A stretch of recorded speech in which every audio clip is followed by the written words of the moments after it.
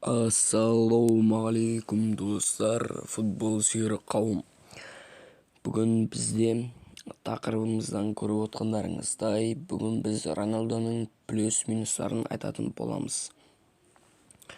Яғни енді Роналдо мен плюс минустарын айту үшін олмен бір кәтті жіберуіміз керек. Сондықтан ренжімесеңіздер, бір матч ойнап көрейік. Кеттік, ал бастайық. Роналдо барлығы қазіргі таңда біледі, Роналдо Әл-Наср клубына ауысты. Не үшін ауысқанын білмедім, бірақ ақша үшін ауысуы да мүмкін. Так, бізде сон Роналдоға пас шығарып берді, бірақ дұрыс шығармағандықтан Роналдодан топты алып қойды қарсылас. Так, бізде Ашраф Хакими Роналдоға пас берді. Роналдо кімге пас береді? Роналдо өзі алдыға қарай атака жасап жатыр. Бізде Роналдодан топты алып қойды. Роналдо өзі атакаға кіргісі келіп жүр. Жоқ, Роналдоның бұлысынан түк шықпады. Енді Әл-Наср клубы менің ойымша Роналдо үшін нашар клуб, себебі сәл алды. Роналдо үшін өте нашар клуб, себебі ол жерде Роналдомен бірге оған пас салып жасап беретін, оған атакаға, шабуылға көмектесетін бірде-бір жақсы ойыншы жоқ. Менің ойымша негізі міне айтқанымыздай Криштиану Роналдо өзінің плюсын, яғни айтқанда ешқандай шабуылды мүлт жібермейтінін дәлелдеді. Мбаппе аяғына салып берді, Криштиану Роналдо гол салды. Так, не айтып жатыр едік? Әл-Наср клубына жаңадан ойыншылар келуі мүмкін деп жатыр, әсіресе Навас вратарис. Ол Роналдоның бұрынғы досы, сондықтан Навасты Әл-Наср клубы сатып алуы мүмкін. Қазіргі таңда келесімдер жасап жатыр деп ақпараттар келіп жатыр. Варатаның қолына салып берді.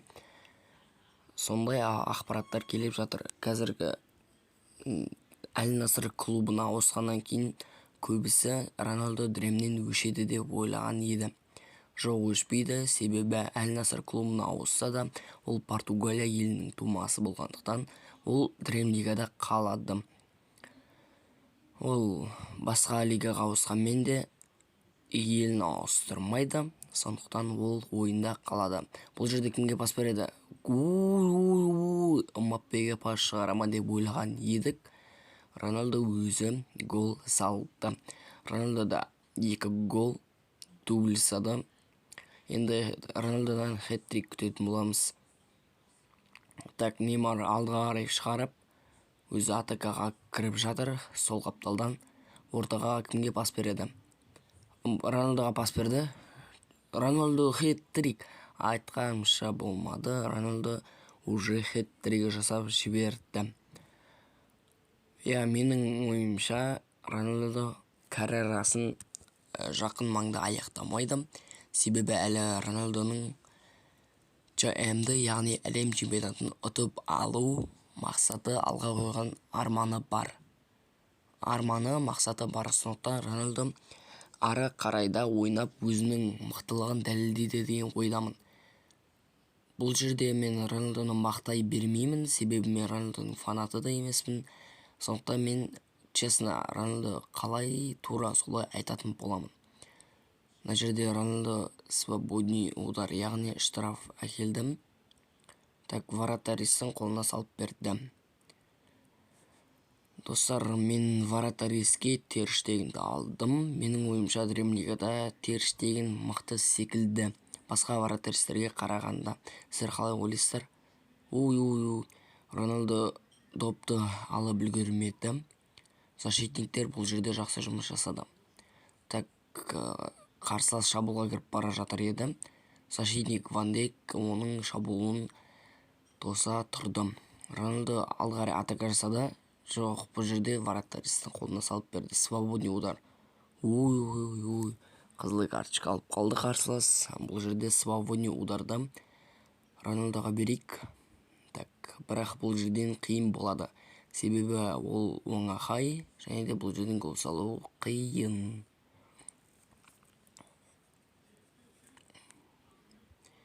Мана айтканымдай, дремнегадан Роналдо өчпесе де, onun дремдеги карточкасы, яғни картасы өзгереді. Так, мына жерде Роналдо оң аякпен гол салуу керек, және де жок, вратарь туура тауып кайтарып үлгөрдү. Так, бул жерден угловой чыгарамыз. Әрине Роналдого берүүгө тырысамыз. Так, Ван Дейк Холландпен жок. Бул жерде вратарь жакшы жумуш жасап жатыр. Бирок защитниктери нашар экен. Ван Дейк дагы да Холландтын аягына салып берди. Жок, Холланд бул жерде үлгөрмөй калды. Дремнегада Роналдонун карточкасы ауысады. Яғни айтканда -2 рейтинг түсөт болот. Түсүүнүн себептери бар. Қазір Роналдо жасы келген ойыншы болгондуктан onun рейтинги өтө төмен деңгейге дейин түсүшү мүмкүн. Мына жерде аут болама деп ойлаган едим. Жок, бул жерде карсылас алып кетти. Свободный удар. Достор, маған осы Александр Арнольд мүлде унамайды. Защитникке дұрыс тура алмайды, және де ол тез шаршап кала берет, дыханиясы өшүп кала берет. Сиздер калай ойлойсуздар? Жакшы защитник. Бул жерде атака, және де сәл калды. Роналдо оңай болгондуктан оң аякпен тийбөө керек эди, сол аякпен тийип жиберди. Так, бул жерде бизде Роналдо пас чыгарама. Жок, үлгөрмөй калды. Хелик защитник кайтарды. Хелик Холмеске пас.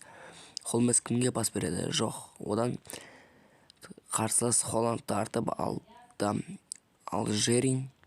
Так, бизде артка карай пас. Берди. Және де бизде Роналдо допты тартып алды. Бизде атака, және де жок, карсыластын колуна салып берди. Бизде Роналдо жакшы оюн көрсөтүп жатыр. Осымен тайм аякталды. Лучший игрок матча ол Криштиану Роналдо. Менин оюмча Роналдонун әлде ойнауга, яғни айтканда, шамасы жетеді. Себеби ол жасы келсе де жакшы оюн көрсөтүп жүр. Өмүрдө де, оюнда да. Сондықтан Роналдонун минус жактары болуу мүмкүн, бирок менин оюмча одан көрө плюс жактары көп. Осымен бизде видео аякталды. Келесі кездескенче сау болуңуздар. Бизде Роналдонун карточкасын көрсөтүп боламыз. Осындай 2 минус болады.